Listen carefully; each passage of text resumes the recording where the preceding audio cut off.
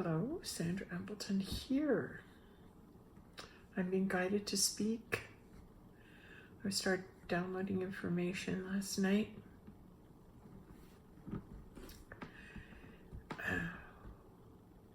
When we watched the movie The Matrix, do you remember when Neo went to visit the Oracle?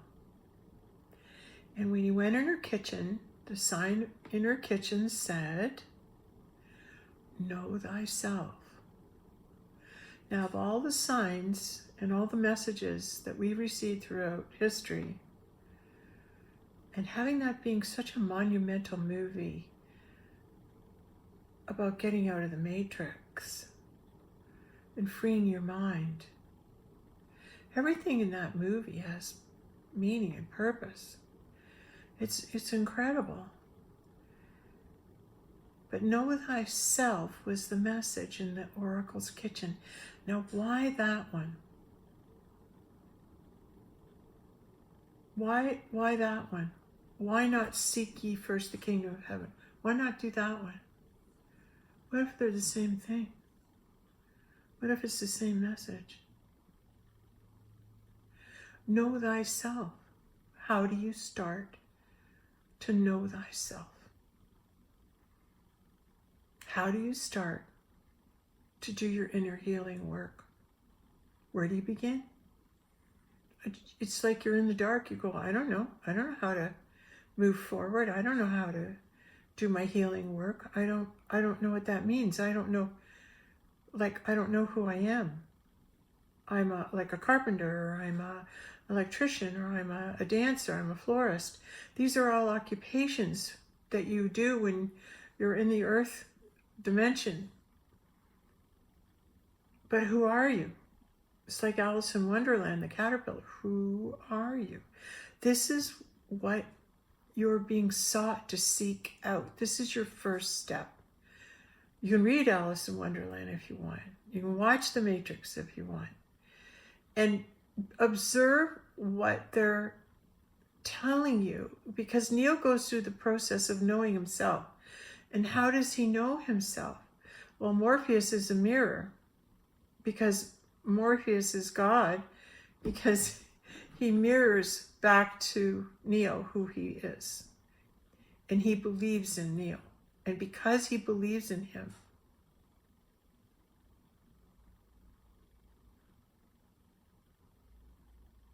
that's everything. So, know thyself. How do you go about it? How do you start to know who you are if you're not your emotions and you're not your job?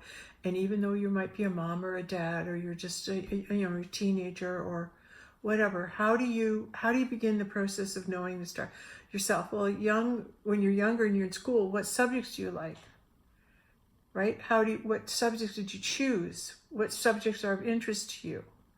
That's going to be a clue when you can find the area that intrigues you, fascinates you, makes you want to go home, and no one's telling you to do your homework.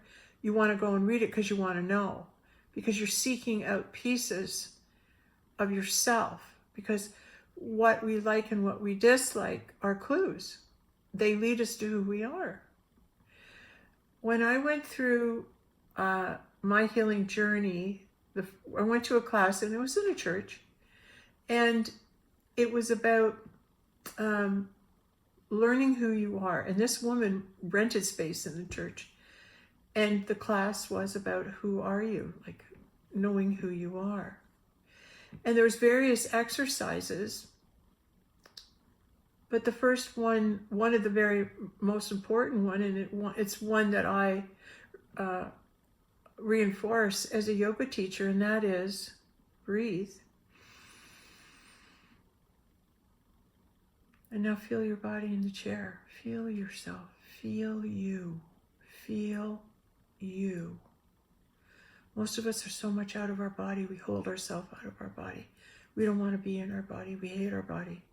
We don't want to feel our body. Why? It's been hurt. It's been wounded. Your little child is your body. Your body is your little child.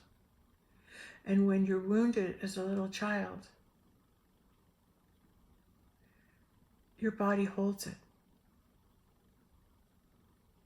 So you have to learn to feel your body. Where is it hurting? Where is it sore? Where is it stiff? Where is there a limitation? How does it feel when I do this? And you breathe. And now bring your awareness into your body with your breath, and let your awareness drop through your body down into your toes. And just take a breath and wiggle your toes. Take another deep breath, and then look around you. Look around where you are in this moment. And you can ask questions like, how did I get here? Well, you were guided here. Well, I'm just waking up to the fact that I'm in this moment on this night of July 24th, 2025.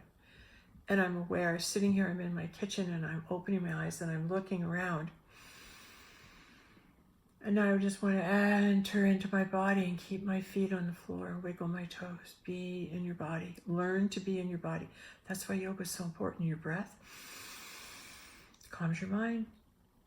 And you're focusing on breathing. And you're focusing about how your body feels. And you're not thinking about anything else. That calms the mind.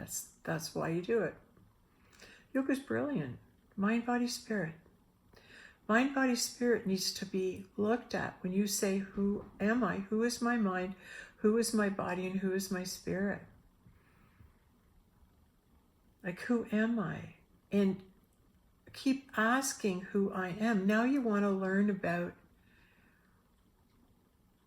how you feel. You start paying attention to how you feel. Then you start your sentences with, instead of a judgment or a complaint, you start your sentence that says, that makes me feel what? What does that make you feel? Well, that makes me feel really bad when you talk to me like that. Pay attention to that. That's telling you that person is sending out a negative vibe, right? Or if I go into a room of people, or I'm on this team and I'm playing sports, they all make me feel so good. Everybody supports each other and I feel I belong there. I feel like a family. People see me there. And that's why kids bond together, is because they are basically, they die. The death of the self is the abuse of the child.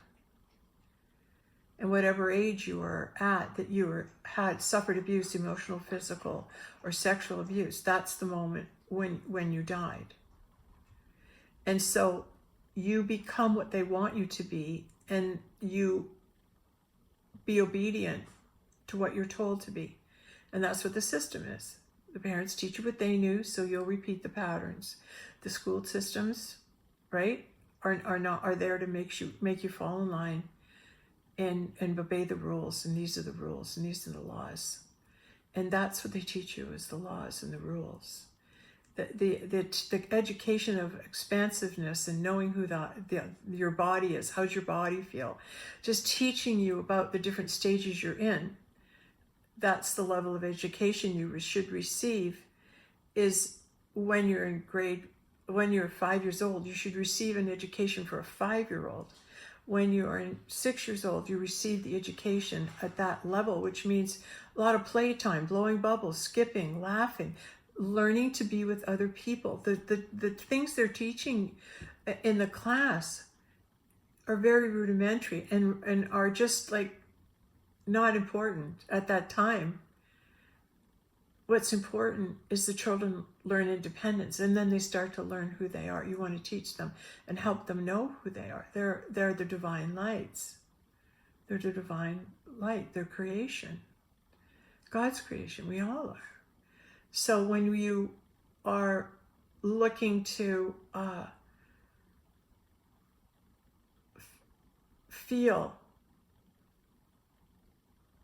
it takes a lot of focus to feel and breathe. It takes a lot of focus to pull yourself out of patterning. If you're shopping all the time because you're upset and you're sad and you're lonely, or if you're in sports all the time because you don't want to go home, because you don't like your environment, you're unhappy with this, you can find a distraction to keep you out of your feelings. Because most people's feelings are so painful, they do anything to repress them. Any addiction, any acting out helps them feel better rather than be subject to the thoughts of the memories that plague their mind when you're in hell. That's what it is. You have negative thoughts coming at you all the time. How does that make you feel when you think a negative thought? Well, it doesn't make me feel good. My vibration drops. Right. How many negative thoughts are you thinking a day? Now start watching your thoughts. To know thyself, I had to begin, and I guess The Courage to Heal was the first really great book, because I didn't know myself. I didn't know my past because I had mentally buried it. I had forgotten it. I had repressed it because it wasn't safe for me to remember in the environment I was in.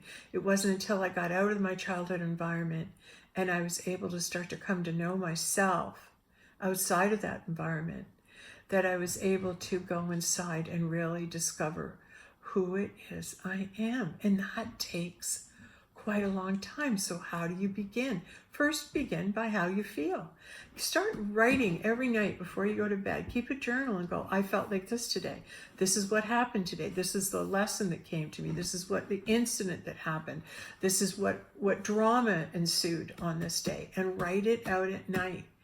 And then as you are observing your world that you've created, it's how does it make me feel?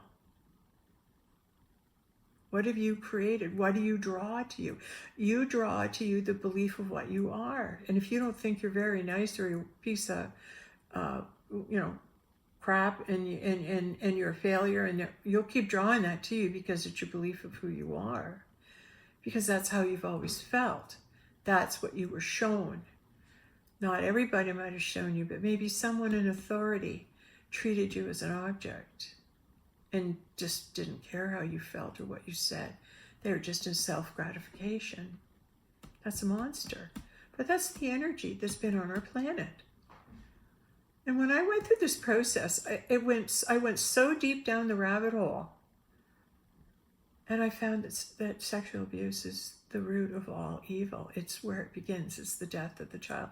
Sexual, emotional, physical abuse is the death of the child, and that's where it begins.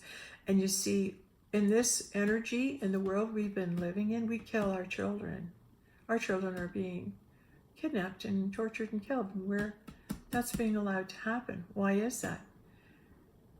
There's many reasons, including agreements with space programs, and we can go down that rabbit hole.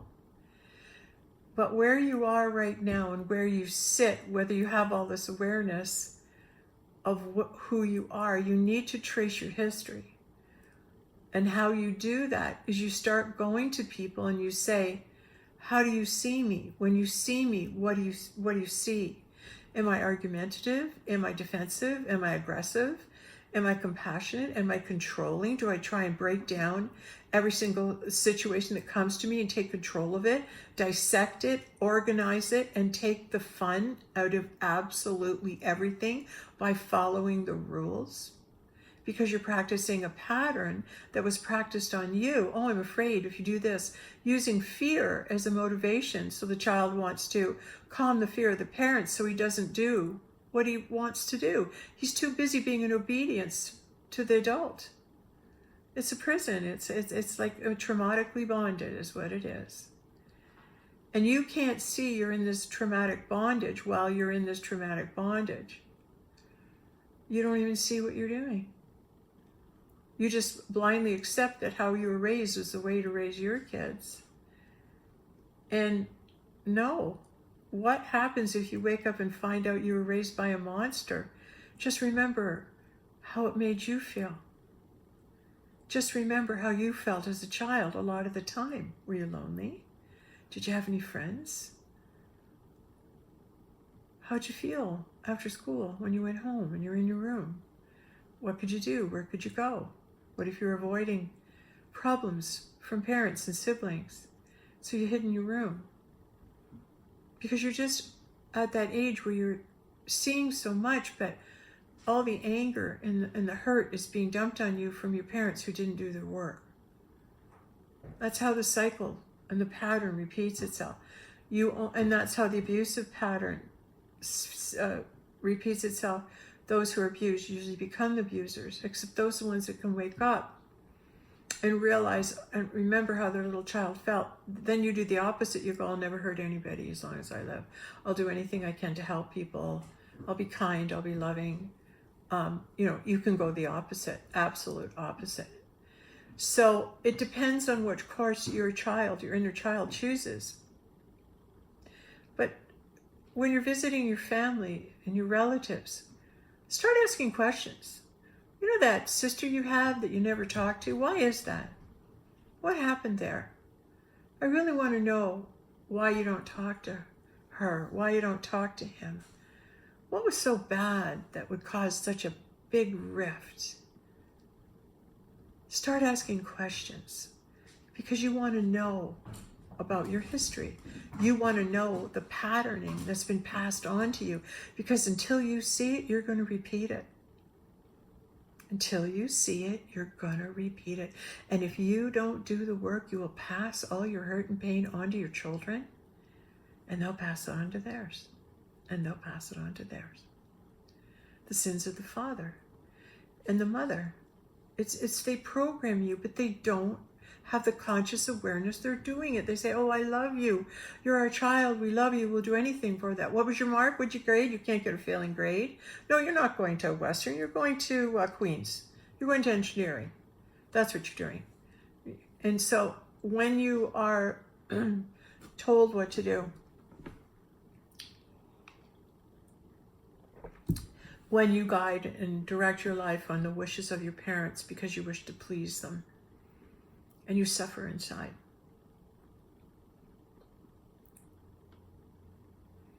No wonder so many kids hit university and end up changing courses and programs and dropping out, committing suicide, because they can't stand to let their parents down. And if they do, they can't go home to the harassment and the failure and the disgrace and the shame that would be put upon them.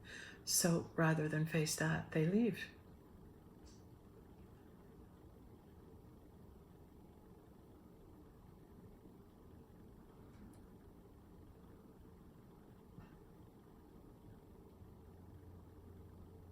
When you begin your journey of knowing who you are, know the self, the more you find out about your past, your history, the more you sit down and like Socrates, the unexamined life, right, is not worth living. It's not living a life at all, unless you see yourself. Now here's the other major bonus.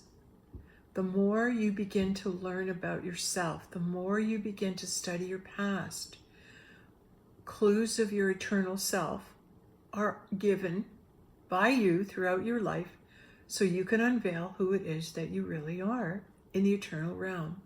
We carry all our information in with us, all our DNA, everything is in our body, all our memories, because what we carry forward is the work that we've done, but the love that we've created. The love you take is equal to the love you make. The Beatles. But it was a very arduous thing because I began to read The Courage to Heal. I saw a therapist. Saw her for 3 times, and she handed me the book, The Courage to Heal, and said, I can't help you. You have to go to this class and this class. Like, it's beyond my scope. And I'm going, what are you talking about? Why can't I see you anymore? I had no idea what I had buried. I had none. Totally blanked it out.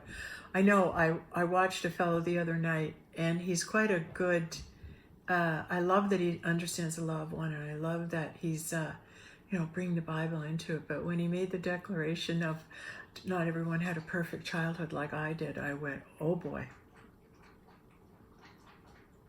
Oh boy. That's quite the story that you've told yourself, so you don't have to do your work, but you're out here helping everybody else do theirs. What a change will ensue when you begin to acknowledge your inner child who's crying out to be heard. But you don't want to hear him because you don't want to go down that ugly path of remembering the horrible things that happened to you. That's why you go for group therapy. Adult children of abuse. You get groups, you get therapy, and you sit down with other people who have suffered and you hear their stories, and that gives you permission then to remember yours in an environment where you'll be believed. Because as a child, you could have gone to your parents and said, you know, my uncle's touching me, my uncle's all over me, and everything. Oh, don't be silly. Go play outside. Dismissed. Dismissed. I'm not dealing with that. I don't want to go down there. It's just an ugly pathway, because that person who's saying it's nothing probably happened to her or him, and he's passing on the same, dismissal of the issue. But now we're going to realize that this patterning was placed in the field, was placed in our energy field, and we are all subject to it. We're subject to it, lived in it. So the healing process for mankind is to address everyone as a little child. And the worst thing you can do as a little child is put them in fear, because it immobilizes them. Because when you're a child and you're in terror, you can't move. You're immobilized. You don't know what to do. You don't know what to do.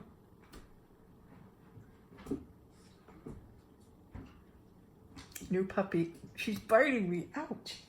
Bad girl, Luna. No.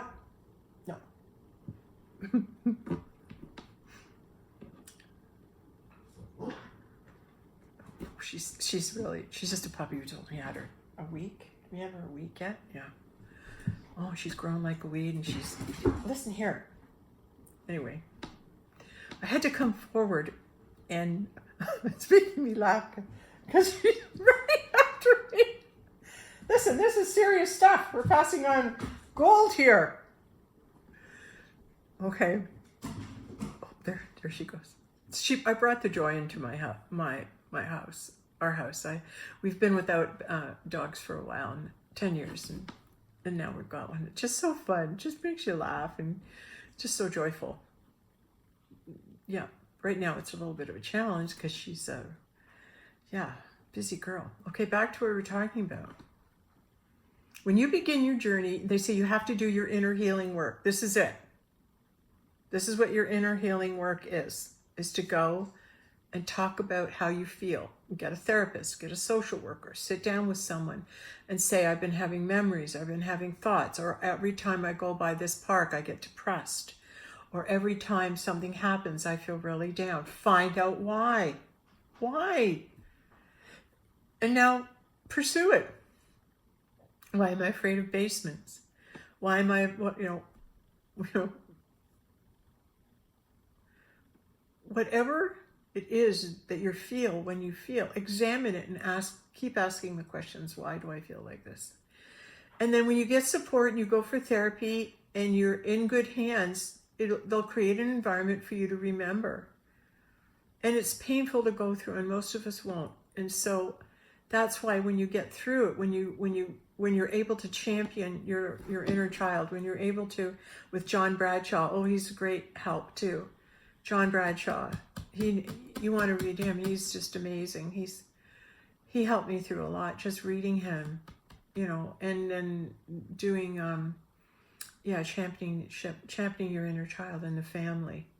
Yeah, great books, really helped me to understand. Melanie Beattie, great. These are, Louise Hay, when I first started, these were people that I followed that gave me guidance, that helped me understand there was another way of being. There was a spiritual realm, not as cruel, not as hurtful, but opening, uplifting, loving, and on the way to knowing yourself. The whole miracle of it is that you get to know God. You get to know God at the same time. It goes hand in hand. So how do you get to know God? Well, first of all, you ask for help. You say, hey, God, I haven't reached out.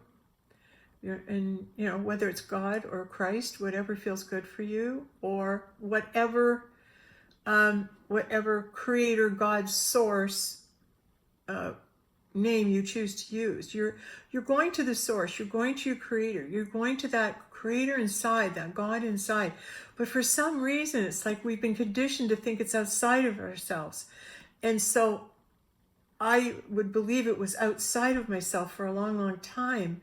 But when you continue on your healing journey, you realize it's not outside, it's in you, it's inside of you. You're the creator's actually, you carry around God with you inside you, and you've been ignoring God, not listening to God this whole time. Why? Because it's when you're in the lower vibrational fields, you're in hell, and that's disobedience to God. That's your will over God. When you surrender up your will to God and you say, okay, God, I really am in a lot of pain. I can't make anything work. I'm suffering. I've lost a loved one. I'm lost. I don't want to be here. This is too painful. You know, I'm having a tough time. And you say, carry me. Carry me. Show me what to do. Bring the people to me. Bring me the phone numbers. Bring me the conversations in the supermarket or at school that will lead me to where I can listen to someone and start my healing journey. Yoga, when I started taking yoga during my healing, and oh my God, that accelerated my healing like you wouldn't believe. Body, mind, and spirit. My body had suffered. So taking my body to yoga was like taking my mind to yoga and then taking my spirit. Because through meditation, when you begin your yoga class, you're lying at the beginning in Shavasana, and you have a meditation to begin the session. It's like the removal of the outside, and now focus on the inside. Listen to your body. Breathe. What's your body saying? Where is it tight? Stretch. Move it. Now the attention goes from outside to the inside. So you start listening and paying attention to your body.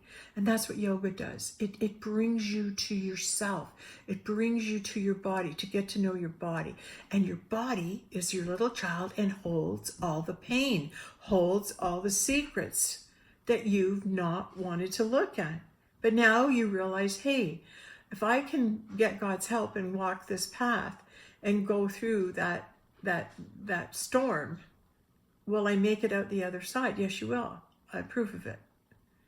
And you will be happy again. You'll feel absolute happiness. You'll feel joy. You'll be able to feel what love and happiness and joy really feel like. Because many of us have never even felt those emotions because we're dead inside. We had the joy removed from us by our parents. We had the laughter taken out of our life by our parents. We had the fear instilled into us from our parents, from our church. There's demons out there, you know. They're going to get you. Oh, don't do yoga. Oh my God. Demons will come in. What a bunch of crap. It's just misinformation. And when you begin on your journey and you incorporate, like, you know, there's other forms, but yoga is the one that brings mind, body, spirit together. And there's different offshoots, different other healing practices. But for me, it was the way that saved my life, because I didn't know. I had no memories. I didn't know, but my body carried the memories of it. And when I started to open up my body and breathe and work my chakras and work my body, and then I accompanied it with group therapy, seeing a therapist on my own as well. I was going to do anything and everything I could for my little girl to get her well fast. Because the objective was, if I can get through this, I can share my healing journey with other people. That was my motivation. You can do this, and then write everybody so that they won't have to go through the pain that you did. You can save them from that pain. You can go through this. You can walk the earth path and suffer and take on this pain and heal from it and transmute it.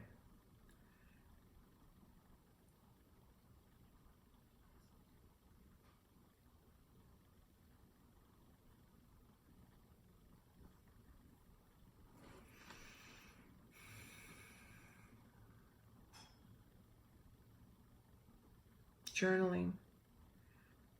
Making friends with people who are in recovery with you. Forming bonds. Trying to build communities around people that, let's say, they're used to be drinker and have friends and everything. You switch communities. You build you find a new community to be a part of where you can really start to be who you are, not pretending anymore that you're going along with something that everybody else is doing, when inside you're going, this isn't right. This makes me feel bad, but I don't want to be ostracized, and I'm afraid they'll make fun of me. Things are changing. It's tough being a kid, and they need us to tell them they're okay, that we trust them, that we love them. Because when you control a child, you're ignorant of the fact that they came here to save you. And before you crush their will and take their joy, understand they came to bring it to you. And you're saying, I don't want your gift. I don't want your gift of love. I don't want your gift of joy. I want your obedience. I want you to do as you're told, or I'll raise my voice and yell at you, scream at you till you do it. Take away every bit of childhood innocence. I'll make sure you were treated just the way I was. That's sad. That's sad, but that's what we do. And it's only the awareness that now is coming when we see it's global, it's everywhere, and what's out there is reflecting all the wounded little children that are in here. And right now, the world is threatening because it's overwhelming, and all the little children are scared, and they know that. It's very diabolical. So what can one person do? Meditate. Be peaceful, be loving, be kind, share loving wisdom without attachment. I'll just speak and tell you my journey. It's up to you, whether you take it or not. But we're all here to help each other. And if I've walked that path, that painful path, and come through, you need to know that you can too. And God will guide you to the right friends, the right people. And then you just keep following that God guidance, following that God compass, following what your heart's telling you to do. Because everybody around you will try and tell you what to do. But if you're looking for their approval and looking out there, what do you think? What do you think? What do you think? You don't know how you think. You're just taking a consensus all the time. Nobody knows what to do but you. You're the only one that knows what to give yourself, what your little child needs. That's self-love. When your little child's scared, make them safe. When your little child's hungry, feed them good things. When your little child's scared, give them a hug, pull them in the bed with you under the covers, and just give them a love and a cuddle. Tell them they're loved. And if that's not safe for some children, then that needs to be addressed as well. I realized that when I said that. So you yourself are there with your own little child in your bed, holding your invisible child and telling them you love them. That's what that is. I didn't mean to sound any other way than that. So you become your parent. You become the parent that you never had. And when we discount our body, and when we discount our little child, we're being just as much of an abuser to our little child as others were. You have to honor your little child. They came here to bring love and joy to the world. Everyone came with a puzzle piece, and we're all one big puzzle. We're the one big puzzle. And everyone came with a piece. Everyone who's here now on the planet has a piece, has a job, has a purpose to play for the one. And you might not see it where you stand, or in the job you're in, or in the family you're in. But the presence that you carry, the light and the joy, even if you're in nature by yourself, even if you go off and you walk in the woods and you sing, and you just sing to God. Just sing to, sing songs that make you happy, lifting your frequency. Just being able to feel joy. I was so grateful to God that I got that gift. I was able to rescue my little child and then let her be happy. But then sometimes you can fall back.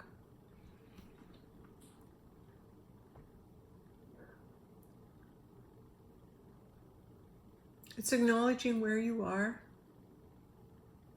Ask for God's guidance to move you forward, or if you're staying and not moved forward, what are you still here to learn? What are you still here to see? That you'll probably marry a partner who's your mom or dad or your abuser, and then you'll try to get love from them. So you make your partner your parent. Those marriages are toxic and they're unhealthy. And when you see it, it's up to you to heal yourself. You cannot heal the other person. You can only heal yourself. Like, you try and teach your partner everything you learned and share with them, and they're not interested. And you keep at them, go, you should learn this. This is really great. And they don't want to. And then after a while, when you're trying so hard to share this because it's such good stuff and you really just care about them, and really you want to control them so they'll go through the journey so you don't have to do it alone and you have someone to go with. So as a marriage, you want to keep it together. But when you see that separation, that's a real sadness, that you realize, okay, my partner's not going to come on this journey with me. I guess I'm here solo on my own. But you're never alone. You've got God. You've got your guides. Call them in. Go learn about angels. Go learn about guides. Go learn about, your celestial family, your galactic family, the planet you're really from, where'd you came from. Who you were in history. Check out. What were you interested in when you were a kid? What did you watch? What was fascinating for you? You're going to be able to move into the higher realms. The more you meditate, the more truth you'll understand, and the more you'll remember, the more lifetimes will come to you that you've lived. It'll be disclosed. So there's benefits to meditation. There's benefits to continue on your spiritual learning journey. Because if you just want to know why we're really here, we're here to move mankind forward into a time where this negative program has been removed.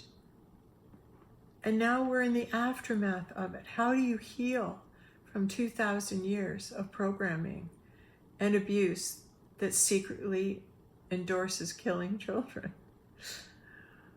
Because you were one of them. You were one of them.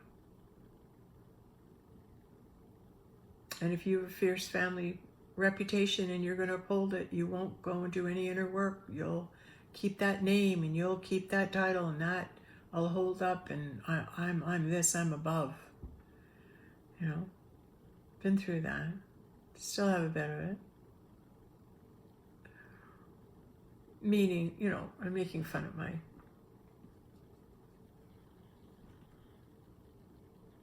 entitlement issues. But I'm working on them. I'm always working on them. Just aware of when I move in and out of authenticity, when I move into playing a pattern or a role. And when I do it, I see myself do it.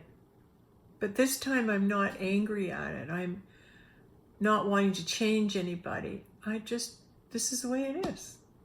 It won't always be like this, but this is the way it is right now. And here I am.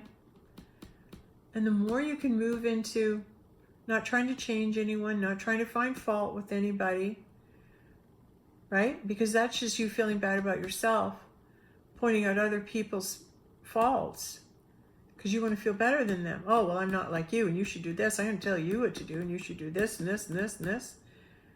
And the truth is they don't want to see themselves. They don't want to look at themselves because they hold great shame and guilt. And it's for something they never did. It was something that was thrust upon them, probably through abuse. And rather than see it and unmask it, they'll uphold the family name and suffer through a lifetime of loneliness and not having children. Because they couldn't deal with their pain, so they never gave themselves the love of a family. They did not want to repeat the pattern. In a way, that self-sacrifice is ending the family name. And that's probably the best revenge, isn't it? Make sure that seed doesn't go on. But truthfully, that thinking, you've spent a lifetime of loneliness when you rather have gone through therapy, found happiness, found joy, and then ended up having a family because you could be a healthy parent. You taught yourself how to be healthy. What is a healthy response to that situation? What is an irrational response? What is over-top response to something so minimal? And usually when someone over-explodes just as the smallest thing that happened and they freak out, they have so much anger and resentment built up, they can't contain it anymore. So it just comes screaming out at them in you because they haven't done their work. And their parents never did the work. But they want you to continue to serve them. Keep the secret. Keep the name. Don't disclose our dirty laundry by going to therapy or helping yourself or realizing that that was then, but the relationship you have now, you're just reliving a pattern in it. You don't even see your partner. You don't even see your family because you wrote. Because the only thing that motivates you is fear. And the only thing you pursue is money.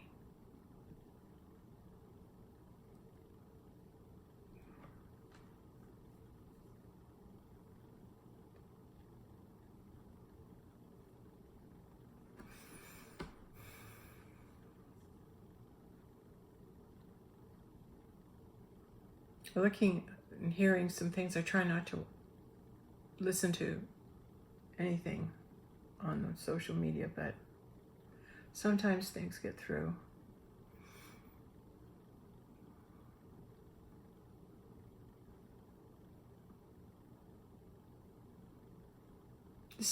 What's happening is the mess we've all created. Our ancestors passed on through a negative program that was implemented and forced upon us that was not God's intention. And we've been living in hell in the lower dimensions, in the lower chakras, in the animal, lusting, fighting, grabbing, greed, climbing the ladder, the lower vibrations under 200. Dr. David Hawkins, Power versus Force. Understand, the higher you vibrate, the higher the emotions, the more truth you see. Seeking the truth of what's really the truth in your family. Why didn't they get along? What was it that drove them apart? Why are you always fighting with this family member and not this one? Oh, well, they were objectified and bad-mouthed as the black sheep of the family. And it was by the actual person that was abusing them. So they conditioned you not to believe them. Smart, eh? Smart, eh? For that lonely child that was ostracized and made fun of and laughed at. It was the parents doing it, the grandparents doing it, passing on the shame onto one of the children, the black sheep, right? The creative sheep, the black, the void, the creator, the potential, the one that wants to ruffle the feathers and wake everybody up. My God, you've got to come here with a rebel spirit. Thank God I have, and it's intact. You know, it is. I've needed it. It served me well. That rebel spirit is just like, yes, I can. Yes, I can. I can do that. I can do that. And what really guided me along was, how can everything I do be of importance? And how can I help the world where I'm sitting where I am? Can I get out and join this and go there and go that, and I'm going to give money to this and go do that? I can help the world, right? But if you're not guided to do it that way, maybe you're guided as a light being to go further inside and allow yourself to explore the absolute beautiful light that you've brought here. And then your job is to start to let it out. Start to realize, oh my God, I'm a divine light of God. Oh my God, I'm here. I'm here to put light in the darkness. I'm here to speak truth, find truth, speak truth, and live in truth. Live in God's kingdom. Live in the divine, higher vibrational realms. where I come from. But oh my God, this program that we've been running down here, I came down and volunteered to go into hell. So I'd be part of it. Forgot I was a heavenly being when I'm down here, by the way. Had to go to therapy and realized that they knew I was a light being. I was coming in. And they attacked me when I was young. Tried to kill my spirit. Well, they did. I had to fight for it. Rescue my little child through therapy. And bring them back to life, to me. To be able to love them and stand up for them.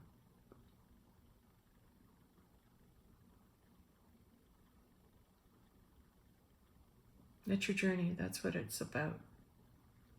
This program is going to end. I believe the solar flash, this wave of consciousness will clear the Christ conscious field of thoughts and bring us down to 0 point. Meaning all the negative of the lower dimensions will be erased from the thought field, and we'll moving forward. We'll have a connection with Source that is always our guide. There's no argument. We let go of arguing with what we hear. We let go of asserting our own will. We let go of trying to control our life. Well, I have free will, I can do what I want. Go ahead, have at it. Go, keep going, keep going. Use that free will. Go ahead, keep resisting. Keep going, keep going, keep going. Well, I'm a pansy if I surrender my life to God. Why would I roll over, and just go, sure, God, just take my life, whatever. What are you afraid God's going to do with it? What if it's better than what you planned? What if in your arrogance and your egotism, you feel you can have a better plan for your life than God? Now look around you. How is it working out? How much fighting do you have? How much cheating do you have? How much debt patterning do you have? Look at what's around you. It's all a result of your resistance to surrender your will to God, to enter into the kingdom. And entering into the kingdom is going under God's protection. Like when you're in God's kingdom, He won't let you break a commandment. He'll make sure you have food. He'll make sure you have a place to live. He'll make sure all the people that you need come to you. And He'll make sure that your purpose and His purpose in you is fulfilled. And it's not to your glory, it's the glory of God, because truth is we're all that creator. It's receiving the conscious awareness of it. So when I in my mind go into I'm creator, I have to flick a switch, and it's almost like I'm going, so I created this? I created this world? Yes. Well, I created a lot of love in my family. Yes, you did. Because I want to live in an environment of love, no matter what. No matter how people are acting out with careers or substance abuses or habits, they're all here to try and work through their karma, work through their lessons. But if you can provide a loving environment that no matter how much you screw up or how much you do that or that, we still love you. You can do this and this, but we still love you. No matter what, we still love you. You can go out with anybody, even though we have to watch them hurt you. Okay, we'll still love them. We won't judge. You love them and we'll love them too. Because when you accept everybody just as they are, they feel at home, they feel welcome, and they can sense you, that your smile is genuine. You're really glad to see them. You really do care about them. And they can feel that. Now that's an energy you can't fake. You can sense someone's insincerity. You can sense when someone's making a move for political or positional gain. They've never been sincere and nice a day in their life, and all of a sudden there they are. Oh, I got your coffee today. What do you want? Right? Beware or be aware. Right? Be aware. When you know your own nature, when you know your patterning, when you know and question everything you do and go, why am I doing that? Where did I learn it? Now you start to know who you are. Now you start to know who you are. And you pay attention to who you are. And you give yourself what you need. Me, writer, hermit, meditator. One person meditating can lift up 75,000 people or something. That That thought alone said, when I sat down every day and devoted my time to meditation, 2, 3, 4 hours, yoga, when I put that intention out there for the world, right? If I can't come to your country and help you by getting you water or food, perhaps I can put out this energy into the universe and you'll feel the love I have for you. You'll feel that I'm meditating and I'm sending peace and calm and communion with God and Source. And I'm holding the space for that connection while everybody else is disconnected. They'll come around. It'll all come around.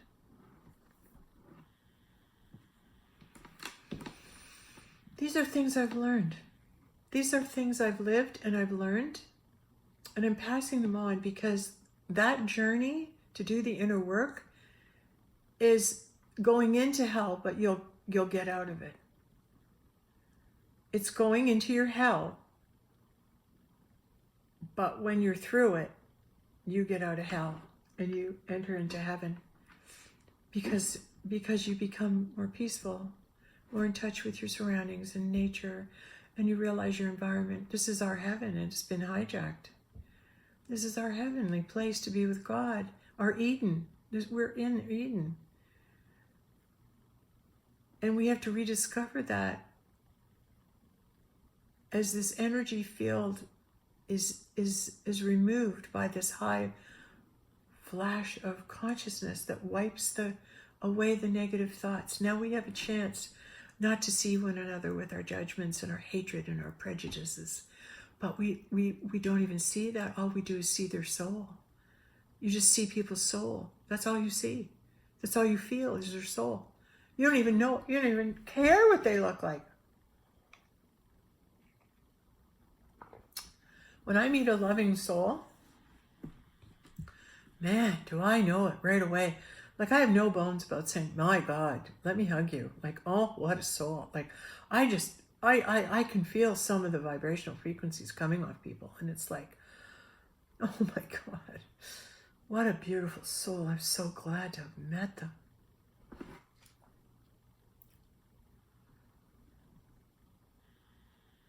And giving, when you're in the high vibrational frequencies, you give away everything, anything. What do you need? Here, take it. Why? Because you know that your supply is endless and you can keep getting more. So if someone comes to you and they're in need, oh, here, what do you need this? This, take this too. This will help you out, because you realize by helping them out on their journey, right? You're helping yourself. How can that be? Because you're allowing yourself to be moving into the trust and faith in your Creator, that there's always supply. It's not a limited supply. You don't have to hold on to everything and hoard it to yourself because you're afraid you'll be without. That's an animal instinct. That's like an animal protecting its den and its food with, keep away. Next den, don't come near mine. Right? That's not what mankind, what God created us to be. He created us to be light and spirit and live in the higher dimensions of truth, peace, joy, and love. And it feels way better. I have to tell you, yesterday I hit bliss. Like I hit bliss. Like it was, oh my God, just floating. Felt like Sherlock Holmes. Taking a rest, listening to his own thoughts, marveling at the majesty of them, receiving major downloads, and just be astounded by the thoughts that come to you. I love spending time thinking in my thoughts, because the thoughts I hear and receive are so extraordinary, exceptional, and wonderful. I go, oh, that explains it. Like when I'm really sit and I'm within myself and I eat some fruit, I get all the answers. It comes to me. It's revealed in its own time. If you ask a question and you want to know something, you don't get an answer right away, walk away, do something. The answer will just make itself known to you that day or the next day or maybe in a week or two. Depends on what the issue is. But you'll always get it come back to you. Yeah. Sorry about that. I'm yawning now. Oh, almost an hour. It was really important for me to do this video today. It's because it's after my own heart. Because I walked this journey and I know how hard it is.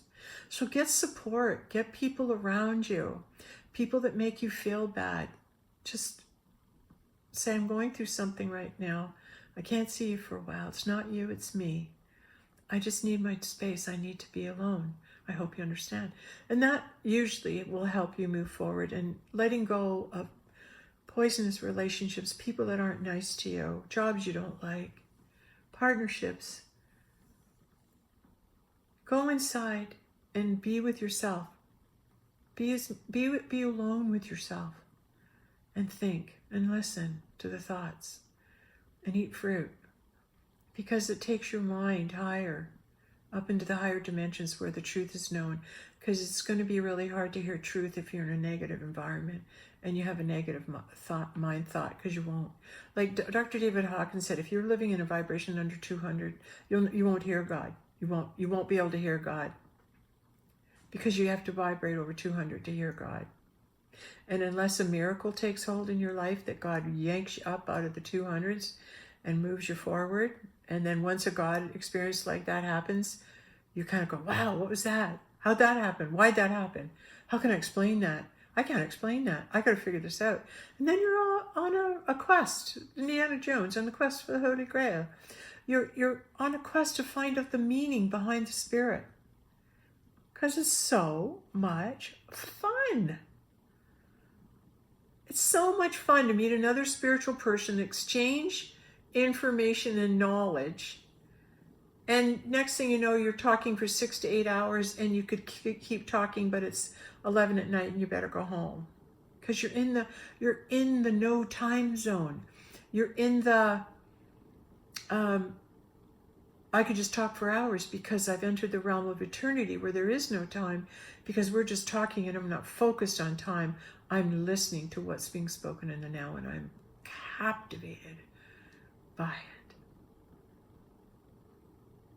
I hope this helps when you're making up your mind to really go through this journey.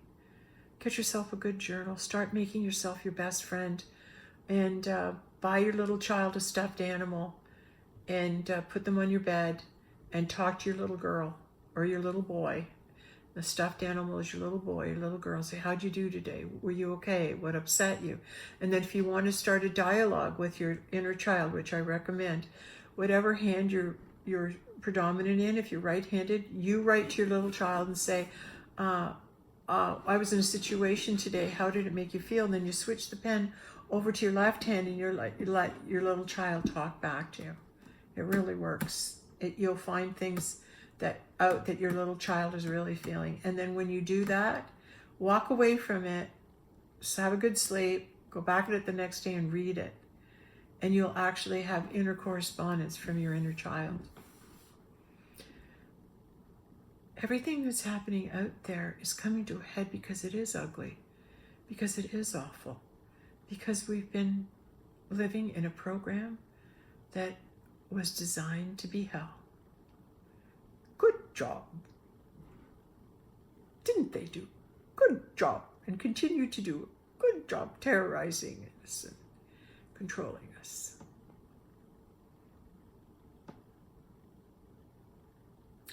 When you champion your inner child, you move out of the fear and you move into your adult, and you practice discernment. And now you become the observer, and you stop reacting to every situation that comes your way, and you start watching it. You start watching your parents and how they talk to each other. Start watching your grandparents and how they talk to each other.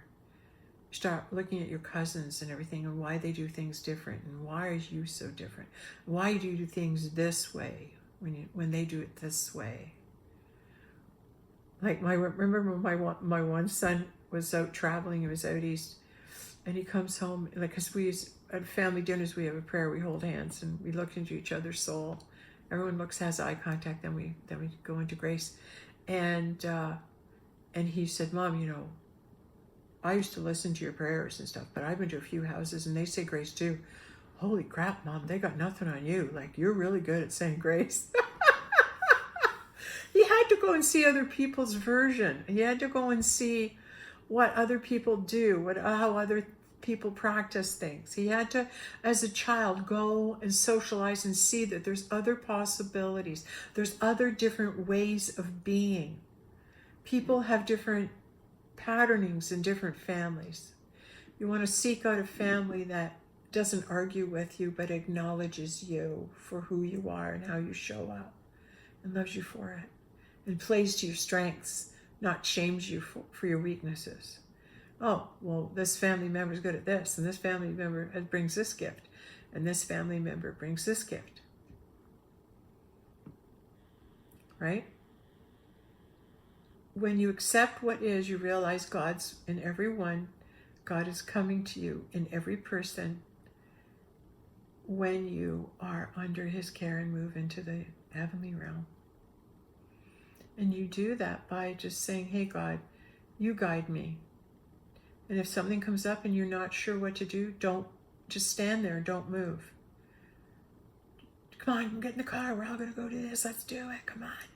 Just stand there for a moment. And if your vibration drops, and if it doesn't feel good, say, hey, guys, love to come, but I just remembered I got to do this. Or, no, I promised my mom I'd be home. You're at a party and you don't like what's going on, phone your folks. Say, come get me. It's not what I thought. I want to look after myself. It feels uncomfortable being here. That's how you love yourself, is you don't worry what other people are thinking. You have a relationship with your little child and you're saying, hey, are you okay here? No, I'm not. Let's get the heck out of here. All right, let's go. And you look after that inner child. You keep them safe. That's your job, to parent your inner child, to love your body, to love your inner child.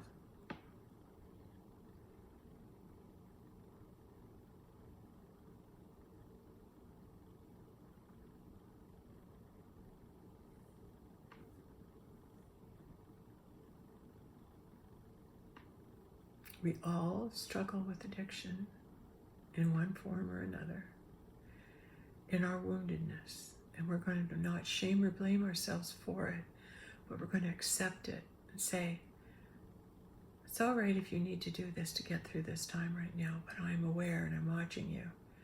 And when you go too far, I'll let you know. But understand it's a pattern and it will shift when you have the awareness of it. And you start seeing yourself acting in the patterning you are.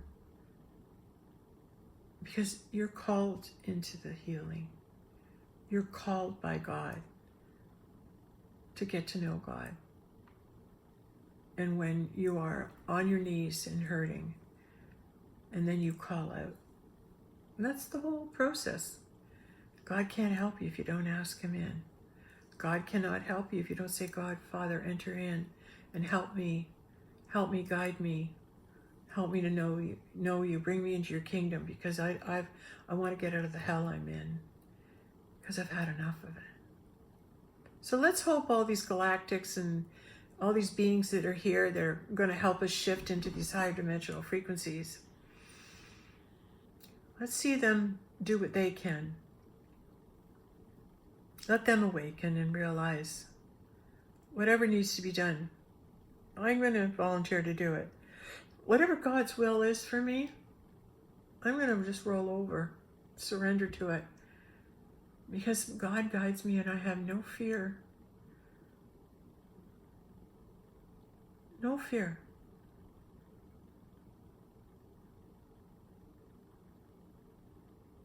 Just surrender. If there's going to be Hail Mary pass, I'll catch it. But I'm waiting for it. If it doesn't come, that's okay. Because I must have a higher purpose or something to do somewhere else. Because I serve the Lord. Why? Because I love him. I'd do anything he asks me. Because we got a bond. And the realization of you being creator, you being God, it's revealed to you. You don't just start where you are and go, I'm God, I'm creator. How come I don't feel anything? How can I be God? How can I be creator? That's ridiculous. You don't learn that you're God creator until you're well on your journey, till you're doing the work, and then you get the rewards along the path. Then you're meditating in your living room in the dark, and you light a candle, and all of a sudden the Himalayas show up reflecting in the shadows. Well, the monks and the beings from the Himalayas, the Tibetan monks, are making themselves known that their energy is present in my living room. They're bringing me a signal and a sign through the shadow that they're here. And then you acknowledge that they're here. I don't look to say, oh yeah, their bodies aren't here, or that's ridiculous. I don't talk it down. I don't discount what I hear. If I'm seeing a picture of the Himalayas, I go, oh, there's a picture of the Himalayas in the shadow from the candle. What's it showing me? Why would that be? Why would the Himalayas show up? Oh yeah, and then I'm reading James Renfield and about the Himalayas and Shambhala and everything, and they show up. Everything shows up in the dimensions, the fountain of youth. Everything shows up. Like I said, I had the Philosopher's Stone show up this summer in May. I was walking on the beach, and I went by that same cottage with the stones that go through time. It was the same cottage. It was the same property. And I'm walking on the beach, and I look up, and I was just sitting meditating on the beach just beside that property. And the next thing I know, I get up and I look and I see this great big stone. And it was so big and so predominant on the sand, I went, wow, look at that big stone. It just called me over. And it was heavy and big, and I picked it up and I went, I think I should bring this stone with me. Is that okay? Can I bring, yes, you can bring the stone. I almost felt immediately the aliens had put it there, the galactics had put it there for me to find. It was waiting for me. And it wasn't until last week when I was meditating with the stone, and what was the thought thread? But it was, I just heard, I'm sitting with my hand on it, and I'm rubbing it, and I'm meditating, and my hand's rubbing on the stone, and then I hear, well, this is the Philosopher's Stone. This is the stone, the Philosopher's Stone, meaning this is the stone you rub because all the information is recorded in this stone. All the information has been recorded and placed in this stone. So any of the philosophers that want to rub the stone, sit and rub it, you'll get the answers. Did not know, but it was revealed to me. Now, can I prove it? I don't care. I don't care if you understand it, if you get the message, or you doubt me. Do you think that ruffles my feathers? No. It just shows me where you're vibrating. Resistance. Argument. Lower vibration. Why waste my time? You don't have to say anything. Just move along now. I know because I heard it. And that's what, when we move into the quantum fields, it speaks to us in experience and knowing. That's how God speaks. God gives you the knowing and the truth at the same time. That's what you want to hear. God gives you the knowing and the truth at the same time. And it's all revealed on your journey. I can tell you this is my journey. I can tell you what I learned, which I am today. It's up to you. You're going to have different experiences than me. But the point is that your journey is your journey. Go grab it. Get out from the negative programming. Break free of the negative thoughts. See the thoughts you're thinking. Choose higher thoughts. Choose thoughts that make you feel good. That's all it is. It's slowing down and breathing. And then you go, I've heard that thought all day long. Why? Well, maybe it's guiding you somewhere. Maybe you're seeing a picture of a restaurant in your mind. You go, why am I seeing this restaurant? Go to the restaurant. Find out why. Maybe you're meant to meet somebody there. Maybe you'll find a great place to eat. But when you're there, maybe you'll make friends with the chef. And maybe you'll end up marrying your sister. You know what I mean? Like you're led everywhere. That's what it's like to live in heaven. You're led from place to place, from adventure to adventure. And when there's no adventures, you rest. And know that God will call you into the next one. God will call you to where he needs to place you on the planet. Just ask to be of service. And then your life will take off. So that's the end of it. The beginning is, back to the beginning of the video, is breathe and feel your feet, feel your feelings. Learn to feel your body. Learn to exercise it. Learn yoga. Breathe. Inhale and exhale.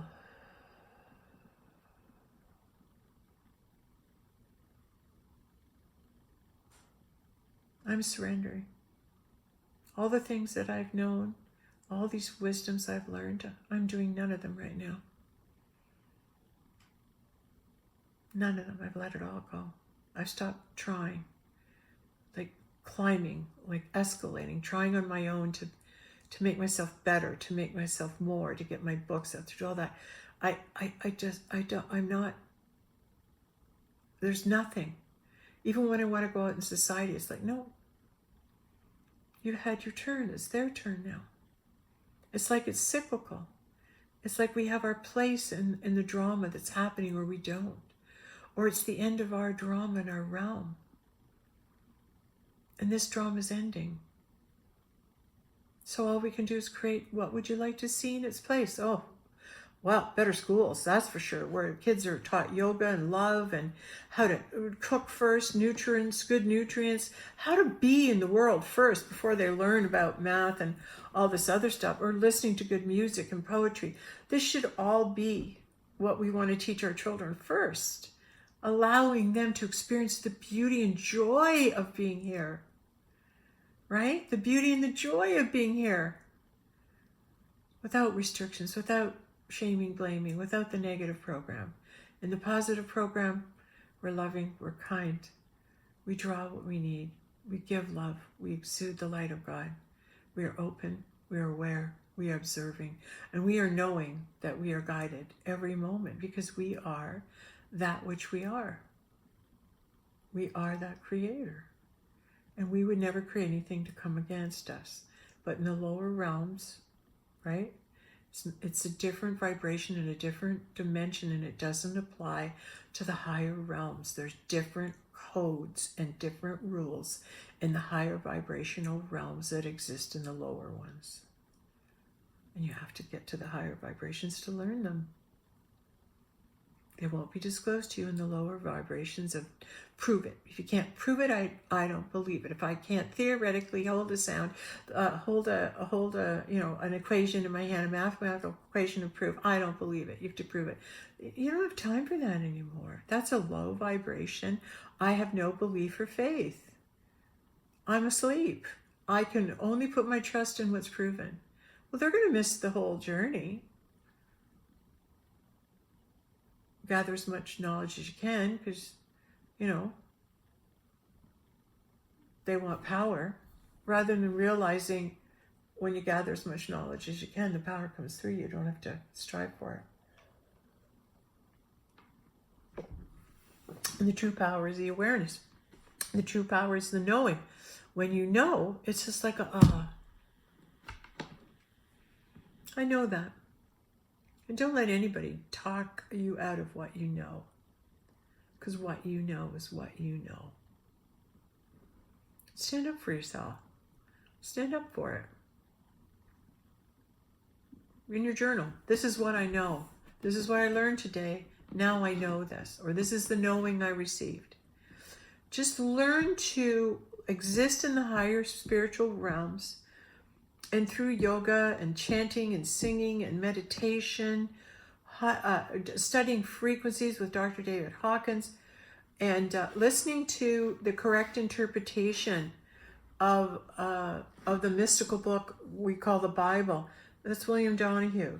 He's Jesus Come Back, teaching us the Bible correctly. You can hear it. You can argue with it. But it's a truth. And I know this. I identify him. He carries the Christ light. I know this about him. Yeah, aren't we lucky to have had such a being walk among us? Darn right we are. Set the record straight. Yeah, he'll give us the truth, and his teachings will move us forward.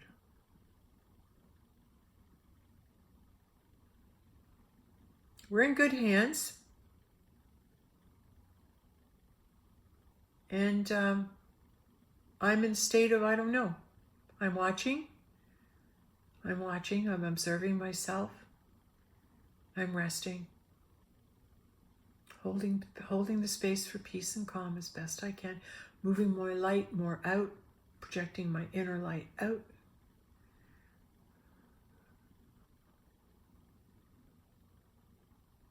And let's put an end to this pain and suffering. Let's put an end to these negative thoughts. There's no room for them in the higher dimensions. Just become aware of what the thoughts are that are in your mind and understand they're not yours. They're just a running program going through your head constantly, nonstop, and you are listening to them, but it's not who you are. They're just thoughts. You find out who you are, and then you'll start to love yourself for it. How brave you are, how you've managed to survive how many years in this energetic regime that we've been suffering under for thousands of years. It's in us. It's in our DNA. It's in our programming now. It's been part of us. This is the programming we want to let go because it's God's creation. That has no business being in us. That wasn't God's intention. But there's something to be learned, or it wouldn't be happening. Right? There's something to be learned. Compassion and mercy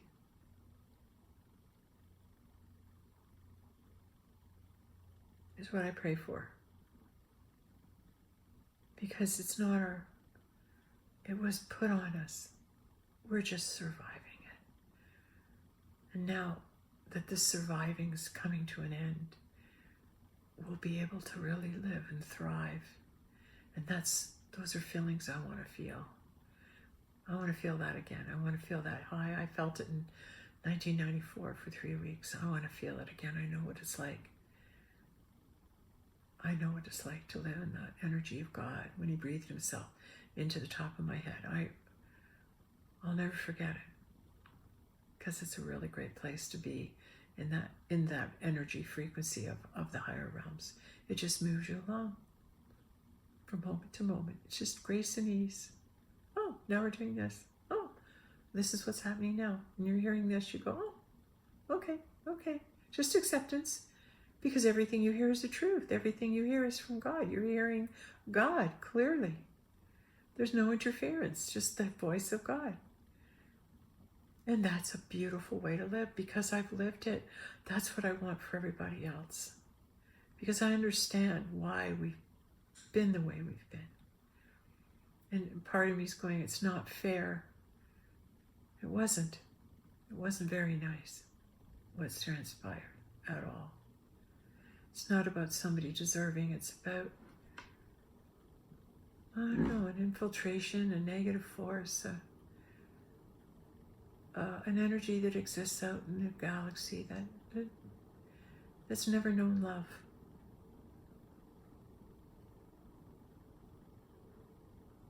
We as human beings, the greatest gift we carry is our ability to create love energy. We create love energy. And sometimes when I'm sitting in a restaurant and there's a mom and a dad with a little baby, I just sit in the energy of it because there's so much love, right?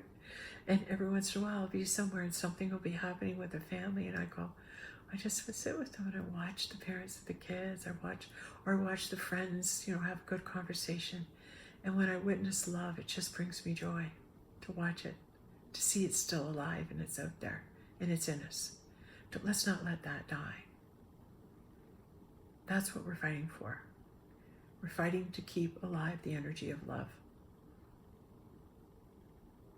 So create as much love energy as you can. Think good thoughts. And seek the Lord. Seek God by knowing yourself. Because the two, you'll know both at the same time. That's the miracle. The more you know yourself, you know God. And the more you know God, you'll know yourself. Thank you.